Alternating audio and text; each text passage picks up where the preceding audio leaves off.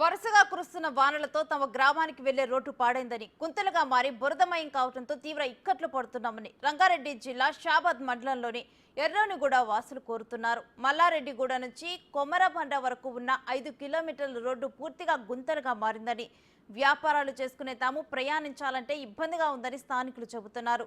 రోడ్లు సరిగ్గా లేక అనేక సార్లు ప్రమాదాలు జరుగుతున్నాయని అధికారులు స్పందించి తమకు రోడ్లు వేయాలని కోరుతున్నారు.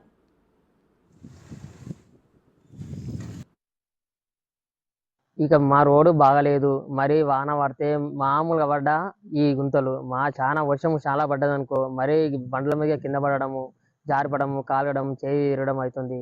ఓకే, పోలీసుకు పోతాం, కూరగాయలు తీసుకుపోతాం, మాకు చాలా ఇబ్బంది ఉంది. దయచేసి మా రోడ్డు రిపేరింగ్ చేయాలని దయచేసి చెప్తున్నాము. ఇంతకుముందు బీఆర్ఎస్ ఎమ్మెల్యేని అడిగినాము, వచ్చింది రోడ్డు వచ్చింది అన్నారు.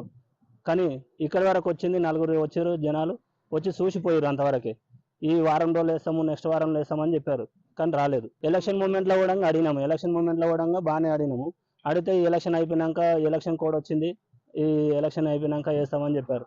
ఈ ఎలక్షన్ అయిపోయి కూడా 7 months అవుతుంది, ఇంతవరకు రాలేదు. ఇప్పుడైనా రేవంత్ రెడ్డి గారు ఈ రోడ్డు గురించి